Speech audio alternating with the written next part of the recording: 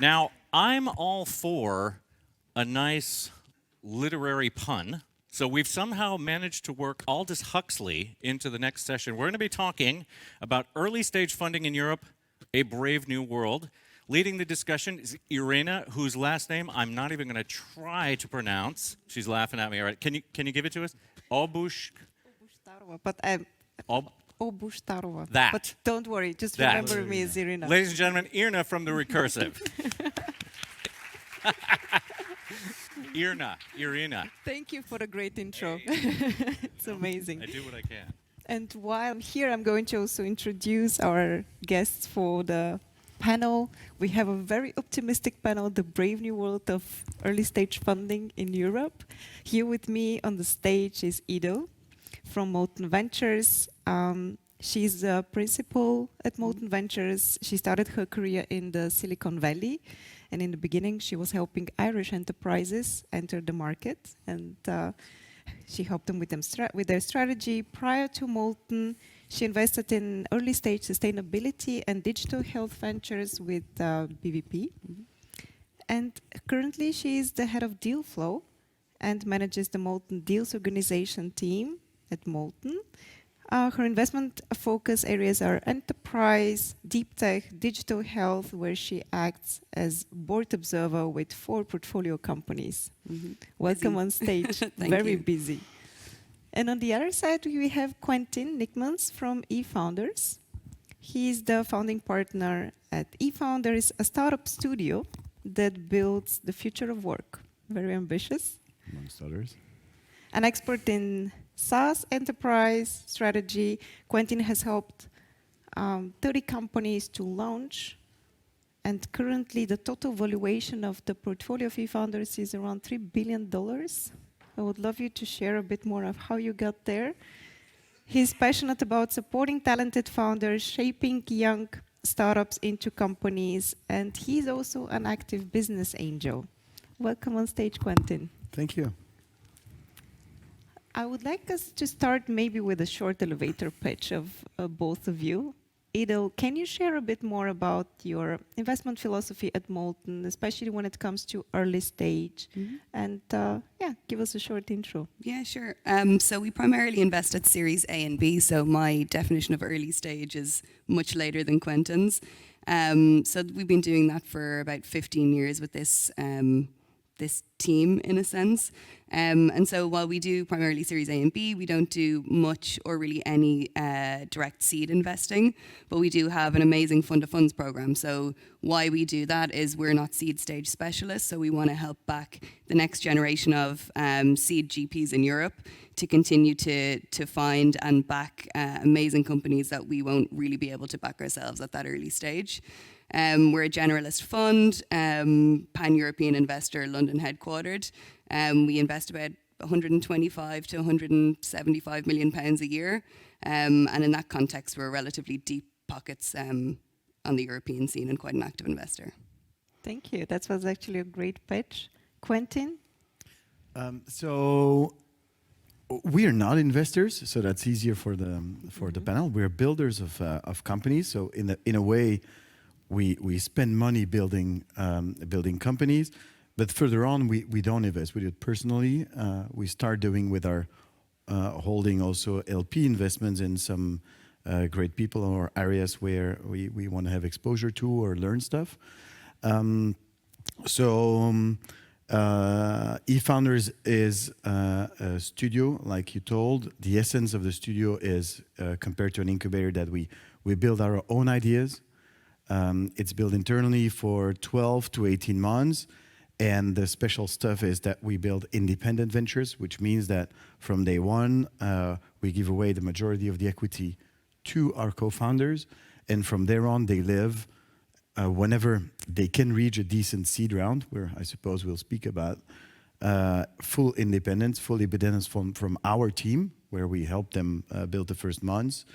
And also financially, when they can survive having got a little bit of money from the external crazy fools like Molten. Like us. And we did that about 30 times. We are doing that specifically for the first 9 years, and the area you told, which was SaaS, around the future of work. specifically. Molten is investor in one of our largest companies. And we more recently also opened a branch in specifically fintech. So with one partner dedicated to build fintech features, and we for ventures, sorry. And yesterday we launched also a Web3 studio. So with someone dedicated to build around Web3 initiatives. That's actually quite exciting field, especially now. So as of last year, we have been observing the European startup ecosystem and the tech ecosystem becoming very rapidly a tech bystander, and it actually started becoming a tech contender on the global scene. The number of unicorns grew very impressively. The venture capital doubled in comparison to 2020. And having maybe an overview of the early stage founders and companies in Europe, how do you see this trend now evolving in 2022? That's for you.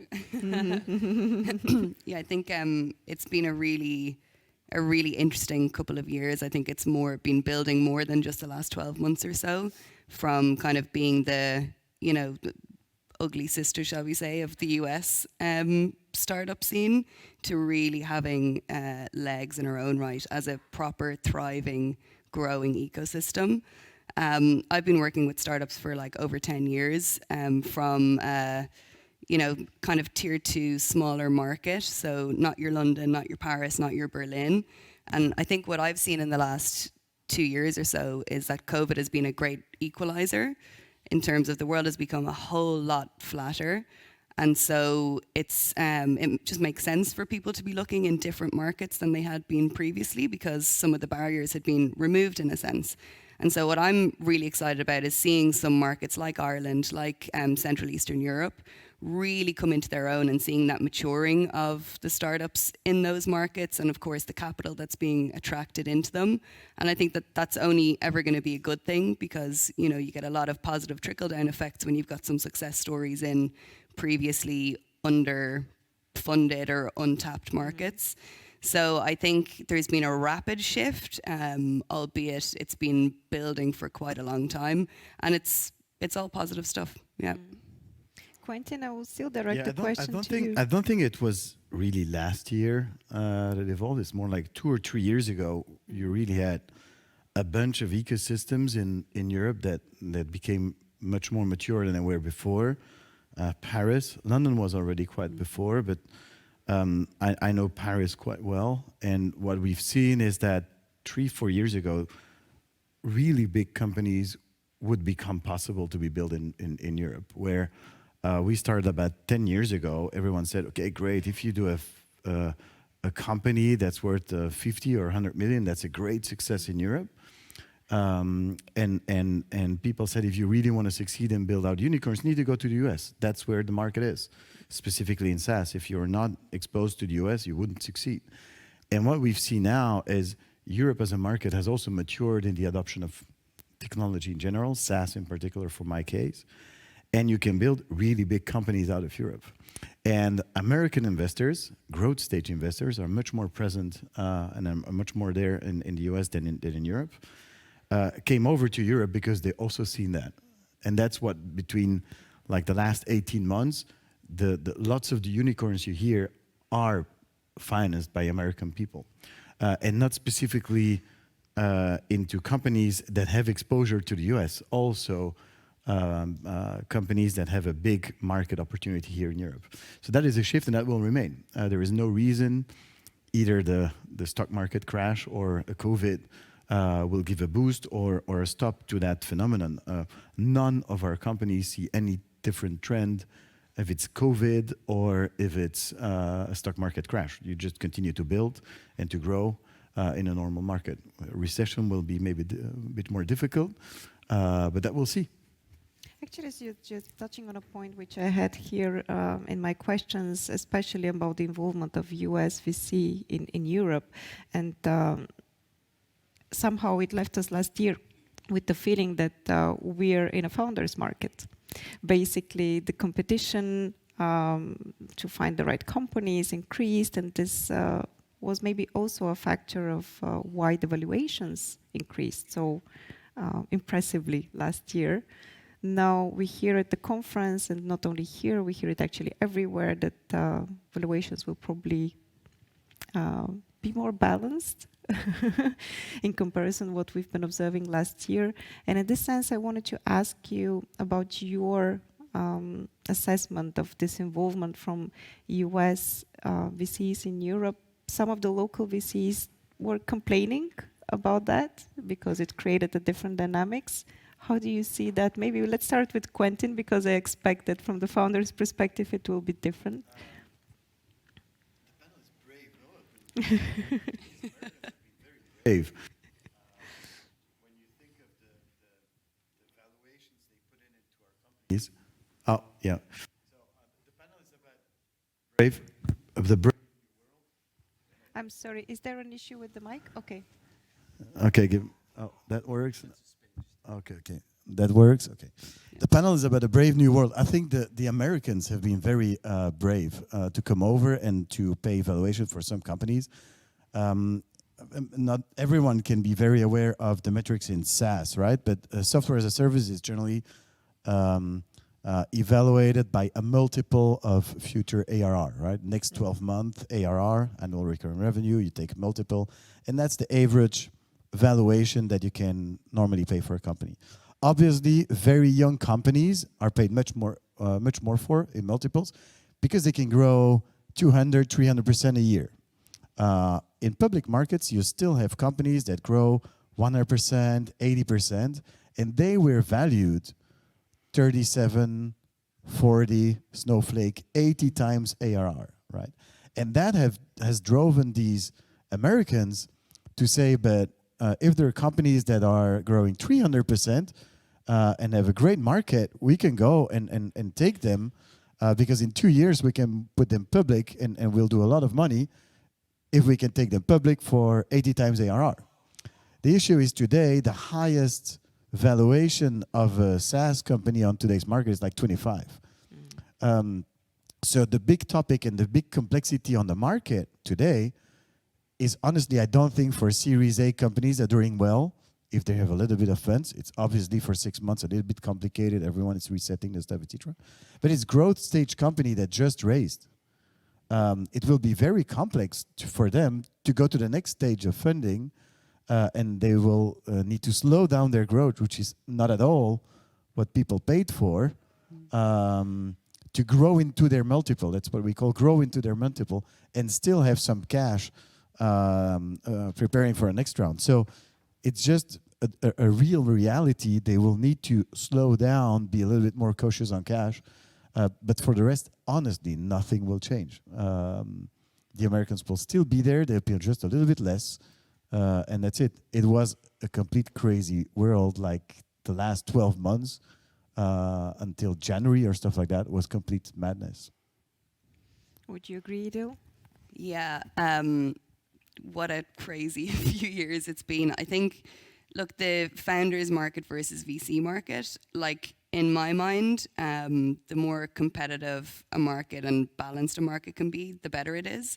So yeah, subjectively, I can be a bit annoyed that prices are being driven up and that, you know, we might be losing deals to big US firms. But on the other side, that's actually healthy. And it's kind of given a lot of investors in Europe, I think, a bit of a kick to say we can do better and we should be doing better and we can think about things in a slightly different way than we always have done. And again, I always think that that's a positive.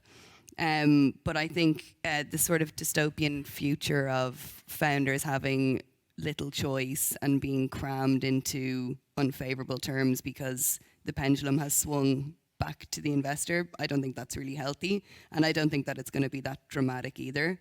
Mm-hmm. But it's sure changing. And so, you know, from the founder's perspective, I would be quite aware that we are no longer in the 2021 market, and have a keen eye on your cash and have a keen eye on your metrics. And ultimately, the best companies will always be funded by great investors at a good price. So just keep an eye on those particular bits now more than you would have had to do last year. Quentin? Yes. Maybe I can add something because we talk a lot about late stage, but it's more about early stage, right? The great stuff that happens when people throw in a lot of cash into some companies, they become successful, they hire a lot of people. That also creates a whole ecosystem of people that start new companies. Out of our companies, we have like alumni having started new ventures, like 10 or 20 or 30 different startups have come out of the startups that we created. That's how an ecosystem really evolves. So going back to the early stage, what I see as a business angel or generally around me, there has been no reset, and I don't expect a big reset on the early stage. Good projects will get funded, maybe a little bit less because people will just have a mentality of, you know, the stock markets are down, but we're so far away from exiting that company that the early stage for me won't really change over the next couple of months or probably years. Should they be still a bit more cautious when it comes to doing the Series A? Or this is also quite early? Yeah, you've seen Series A of companies having no revenues, right? I think that is over. Okay.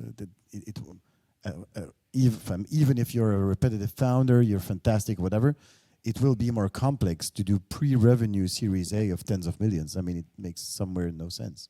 How is it at Molten? Do you look at revenue at Series A, or what are you actually really looking at? Oh yeah, I mean it's everything, and we're a generalist investor, so the matrix is so wild. I can't even begin to point out what we look for. But yeah, revenue. I mean, you really want to be able to show strong product market fit by the time you're coming out for your Series A, and most typically that's shown by revenue.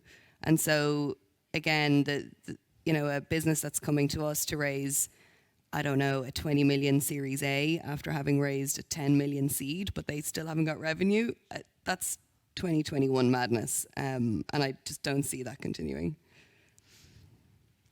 I like your prognosis. Obviously, we're coming into a more balanced state at the fundraising market in Europe. Obviously, everyone is speaking about it, and I think it will be a topic that we can really hardly avoid also in this panel. But what do you expect would be the impact on European venture capital industry in the mid to longer term following the Ukraine-Russia conflict? Is it affecting it directly, indirectly? Let's focus maybe again a bit more on early stage. For me, the honest answer is I have no idea. And I think anybody that says they do is maybe thinking a little too highly of themselves. I mean, this is entirely unprecedented in this kind of continent for quite a long time. And I think that, yes, there's going to be a few question marks over, for example, where LP money is coming from and perhaps a bit more scrutiny there. But the honest answer is I have no idea. I think we're all hoping for quite a swift conclusion of sort of where the situation is today. You're probably going to see a lot of movement of people that we won't really have seen previously as well. But who knows? It's a whole new world. Quentin, I wouldn't necessarily push Yeah, you I to don't add know. something, but I mean, no one has a crystal ball, but thinking loud, it's all about the LPs putting the money into the VCs, right? So if you think about them, they invested quite a lot. There's been a lot of money in the last 5 years put into venture capital, specifically in Europe.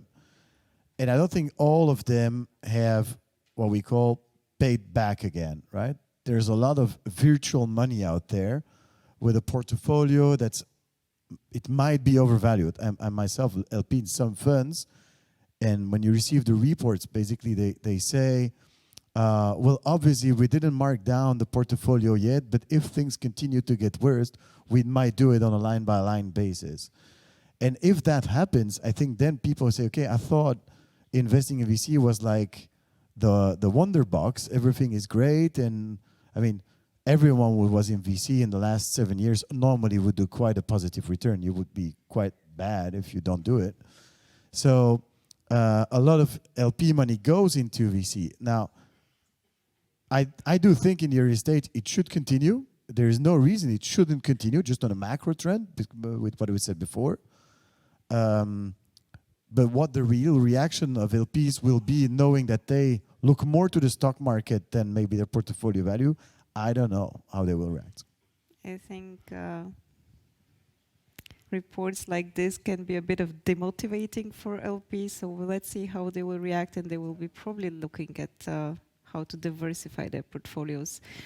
Because we are almost out of time, I wanted to ask you at the end maybe for just your best piece of advice to all those here in the audience and also those who are watching us online on fundraising at the early stage. Oh, wow. So we've got a short amount of time. I think, Yes. look, the main thing is what we care about and what we look for is amazing teams doing something different that can fundamentally change how people live their lives, whether that's through work or through digital health or through, consumer side of things. And so I think have grit, have resilience, keep the head down, make sure that you're showing progress quite continuously, because again, that's going to be scrutinized a little bit more than in previous times. But just keep going, doing what you're doing and growing. And like I say, the best companies will always get funded. Brave new world. Quentin, what do you say to the founders at eFounders? Well, it's a little bit always the same, but a team needs to be brilliant. I mean, every brilliant team will get funded, even on a stupid idea. So if you add a good idea and a great market to that, the odds of raising become really big. And when they raise money and they're smart and they're not too bad idea, that might really come out well. The only thing I might add now compared to probably 12 months or 6 months ago is that you might need to increase velocity of delivery. People now are really used to build beautiful products, great landing pages, animated stuff, spend quite a lot on design and all that stuff. Speed that obviously brings speed of delivery of your product that get out there a little bit less fast. At least that's what we experience in our studio. And now let's put it out there, right? And fast get feedback and accelerate the different stuff, because you might need to increase the velocity of your delivery because people will expect that. Oh yes, users are much more spoiled than they used to be before, and the design matters. Thank you so much for this panel. Thank you. I hope you would stay around for networking so that anyone can catch you after the panel. And Thanks. Thanks.